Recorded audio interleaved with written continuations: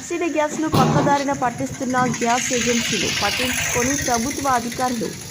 మెదక్ జిల్లా చేగుంట మండల కేంద్రంలో ప్రభుత్వం అందిస్తున్న సబ్సిడీ గ్యాస్ను భారత్ గ్యాస్ ఏజెన్సీలో గ్యాస్ రీఫిల్లింగ్ సెంటర్కు తరలిస్తున్నారు.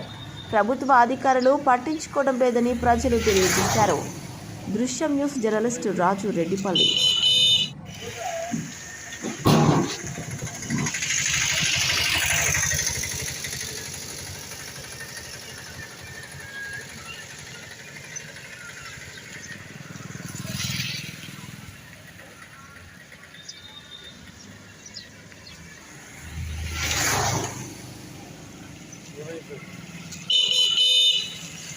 ప్రూఫ్ కావాలని చెప్పండి సార్. ప్రూఫ్ మేము చూపిస్తాం.